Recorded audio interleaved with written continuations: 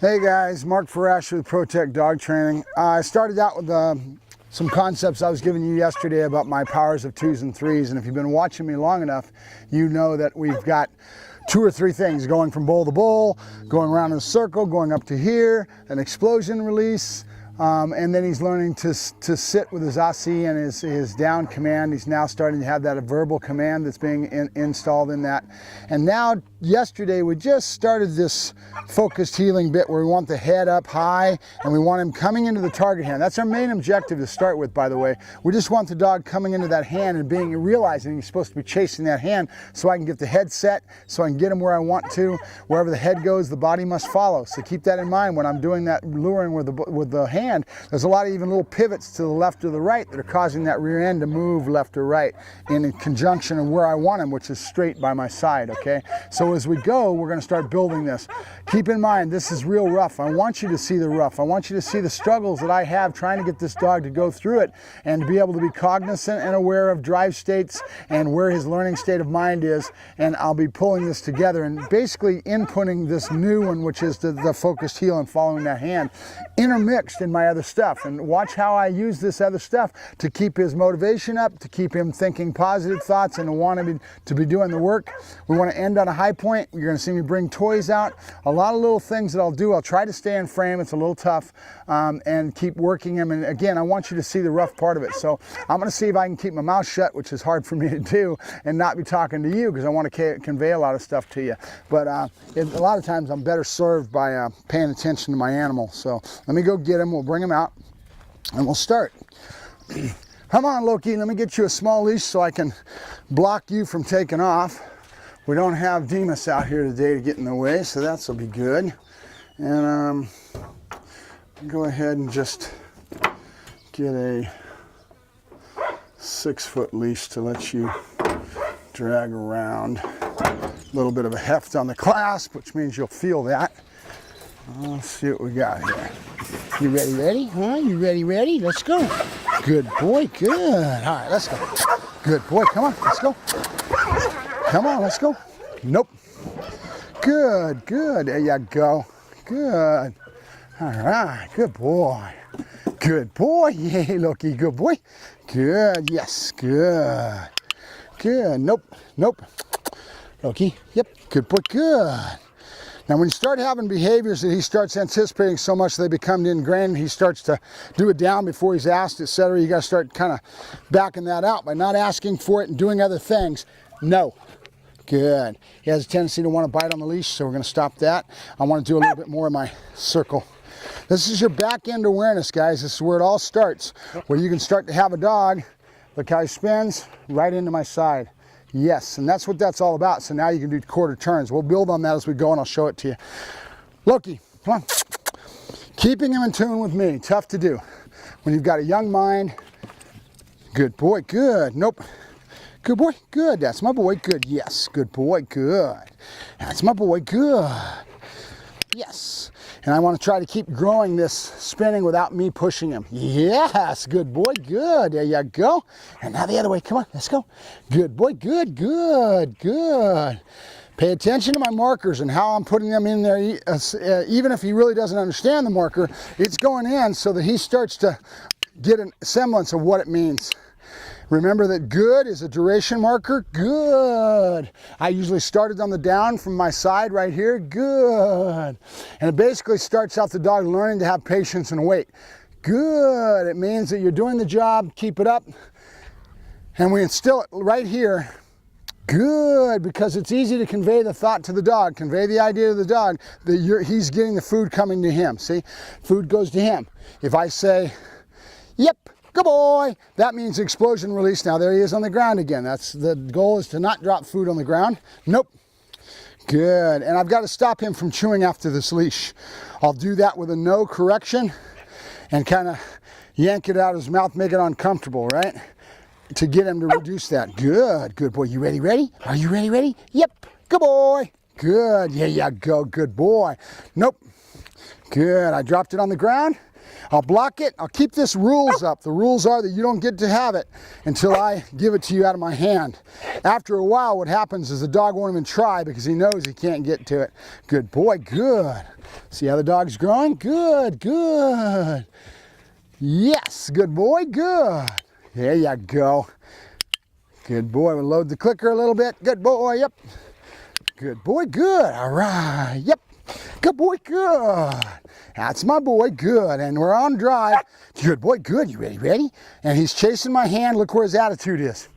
He's into the hand. So now's when I want to flow into this other one that I'm just now teaching him. Up, yeah. Good boy, good. That's my boy, good. Yes, good boy, good. Come on. Come on. Nope. Come on. Loki. Good boy, good. Yes, good. Up, yeah. Good boy. Nope, nope. Good boy, good. That's my boy, good. Keep in mind, he's not used to this pattern at all, me breaking into this thing of chasing my hand and doing this. So it's going to take a few sessions to get him to understand, and that will be one more thing added into our 2s and 3s, right? And how we move around these things matter. Loki, good boy, good. Nope. Good boy, yep, you good boy, good, yeah. Good boy, good. Yes, good. And I put my clicker in my pocket. So I want to have the same association with the clicker so it conveys the thought easier. Good. Good. Yep. Oh, yeah. Good boy. Chase, right? Oh, good boy. Bring up drive. Get him to chase it so he has fun doing it. No, come on, let's go. Good boy, good. That's my boy, good. I'm dropping a lot of food, Loki. Yes, I am. Nope, good boy, good. Which will give me the opportunity to teach him that concept of not doing it. Being blocked, he doesn't get it. It's not something he's going to win. I won't let him do it. Good, yes, good. There you go. Nope, nope. And that's why you'll hear Michael Ellis or Forrest Mickey, they'll tell you do not drop food because you don't want to have this behavior.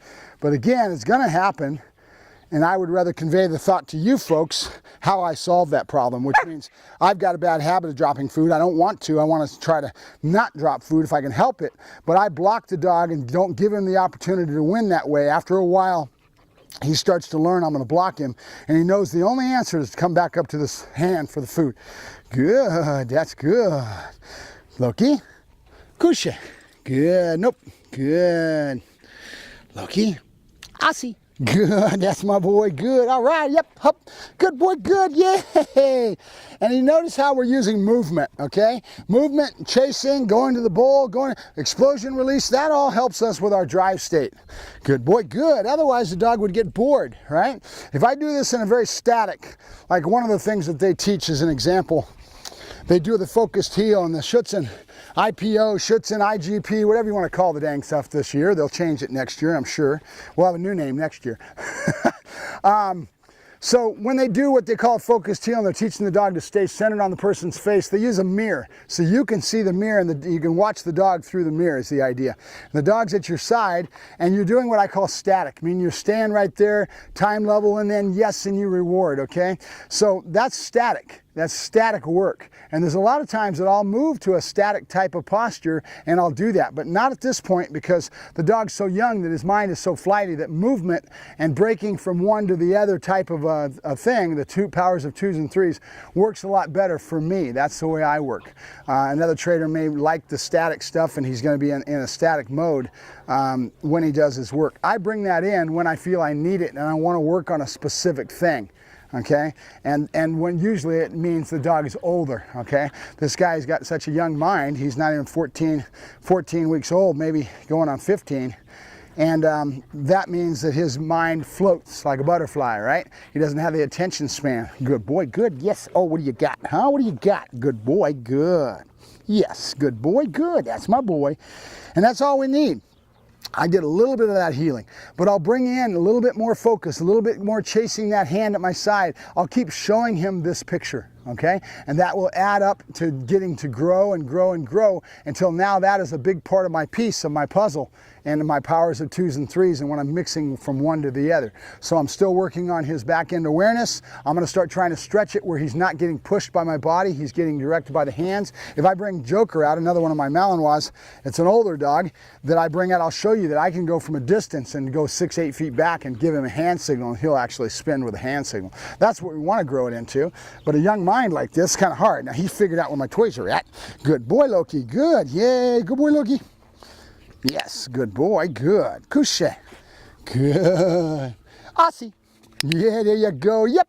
Good boy, good. Back to patterns he knows, good boy, good. And then I'm gonna try to break in to and flow, all right? When we're talking about flow, I'm gonna try to break into Loki. Oh, yay, chase, and coming at my side and coming to this hand, which is this target hand. This is what I call it, all right? Is a target hand.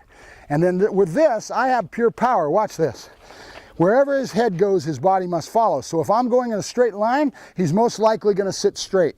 Okay? If I bend it a little bit out, see where the head pitches? Wherever the head goes, the body must follow. So when I pitch it, I can get him to sit straighter because he's going to have to swing in because his head's coming. So that's how I work on posture as far as where he's sitting. Let's see if I can get this to flow. And if I don't do it today, you'll see it tomorrow or the next day. Good boy, good. Yeah, yeah, yeah. Good boy, good. Yeah. Oh, yeah. Good boy, good.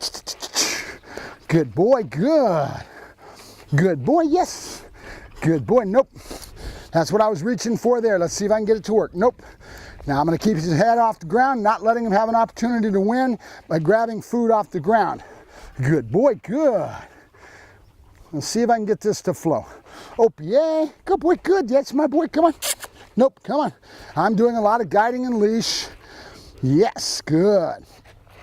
Okay, so I'm here. Wherever his head goes, his body must follow, right? So when I go in a straight line, I might go just in a very nice straight 1, 2, 3 steps and work on where his rear end plants. I do that by steering the boat, meaning wherever his head goes, his body must follow. So if I take this, Loki, nope, come on, babies, nope. He's getting bored because I'm talking to you. I'm not flowing with him, right? Good, good, that's a boy. And I take this and I step. See what I did? Look what happened. His rear end tucked into me. Was it exact? No. But I'm trying to get the idea across to you. That's how I get him to sit straight. If I do a step, 2 or 3 steps in a row and stop right away, good boy, good. Yeah, yeah, yeah. You don't like me talking to that camera, do you, huh? Nope. Come on. And he's on a flat leash now. We are going to start, I predict that with his development, his nature, and his drives and stuff, I will probably put a micro pinch on him at 16 weeks of age. And a lot of people are going to freak out, oh my God, compulsion, that's negative, da-da-da. Reality is that it brings up different drives. We're always talking about drive state.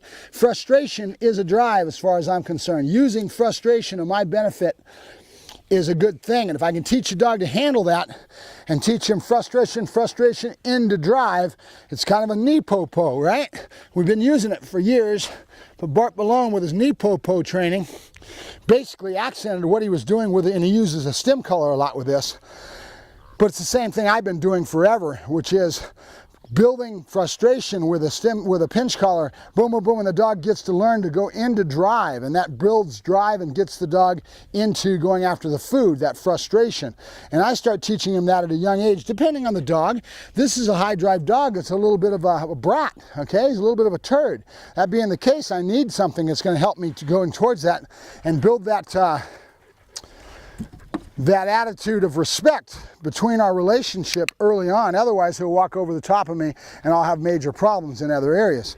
As he grows, he's going to get cockier. He's going to start thinking he knows everything, and that's kind of just like a child does, right? And then you have to deal with that. So with a pinch collar early on, you basically right away get around that. And I'll show you it as I go along. I am not going to shirk. I'm not going to shy away from all this politically correct, as far as I'm concerned, crap that's out there that says I shouldn't correct my dog, okay? And I'm gonna show you how to do it properly and humanely and do the right things to get, and we're doing it for a reason. There's a method behind the madness. We're building frustration that makes the dog say, dang it, knock it off, boom, and you're taking him into drive, okay? And that is his release. And when he learns to take that pent-up frustration and that drive state kind of changes, and he goes into the reward, that's what you're conditioning. So when the dog feels pressure, boom, okay? That's what it's all about. And we build drive, we build snappiness with that.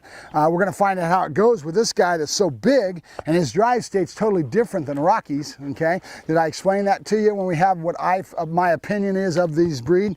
Is that you have two distinct types in this breed, okay? You have the type that is like Rocky, high drive, just a little maniac. He'll put himself through the smallest hole to get to that ball, and they don't have any regard for their safety. And other dogs have a lot of keenness and awareness of not wanting to be hurt in their safety. Well, certain breeds, certain drive states in the animals, depending on their genetic stamp, have no regard to it at all, and they'll just put themselves through anything to get to that ball or get to what they want. That's one type. So that's a Rocky type. This type I am reading right now so far, I think, this type is more of the stoic type. They have these Dutch Shepherds over there that have more of a different breed stamp, genetic stamp, that are a lot more stoic. They're a lot more quiet. They're usually stronger in nerve.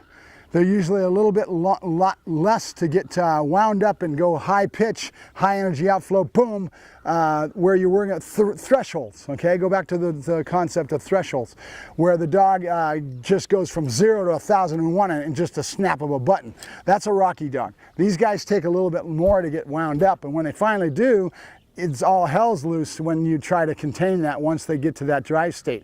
They're more serious, they're more stoic, they have a stronger nerve in a lot of ways. That's kind of what I want in my breeding program, but that's not what I've got back there with Arrow. So I've got to deal with this other type. But I'm looking more for this type that's more stoic and more easygoing. Dutch, my Dutch Shepherd that I raised and trained, and now he's up in the Bay Area as a police dog. That dog is a lot more that way. He's a lot more easygoing, low key until you fire him up, and then it's all hell's gonna break loose because now he's in drive and he's out there to do the job. So those are different types of what I call genetic stamp, the difference in their nature. Okay, he's chewing on me, going crazy. So I'm not gonna get a good session out of him as far as ending it on a high point and really getting this to flow, because I started talking to you guys and he's being an outright brat because my attention's on you and not on him. And that's what's causing the problem. They sense this. They're not stupid, you know. So once they sense this, a lot of my dogs do it to me in a natural sense. Well, I'll go out and start doing demos and things and be talking to people, and that's when my dogs break. That's when they blow it, is when I'm busy and my concentration's on something else. So that's what he's showing right now. My concentration's not on him, it's on you, and I'm talking to you. And so he's getting away with murder right now, just chewing. No. Good. Chewing on me. So we're going to go ahead and stop now, but just think about this. We're adding one more thing into the equation, which is our little focused heel routine, and going after that target hand that we're trying to get the dog to keep his head up. Be really in a prance. We're going to be after a prance as we go along. We're going to build this focused heel. So we're getting into that now. We're just starting it. This is the rough version. There's a lot of trainers that'll go out there and all you're going to see is their finished version. What did they do to get to that point? Okay, they're not going to show you. All right, they just want to be showboating and look good when they're out there doing their thing. They don't want to show you the struggle that it took them to get to that point, because God forbid it'd be against their marketing agenda, right? All right, I see you. I'll talk to you guys later. Bye-bye. I need to get my remote control out here so I can do it from a distance.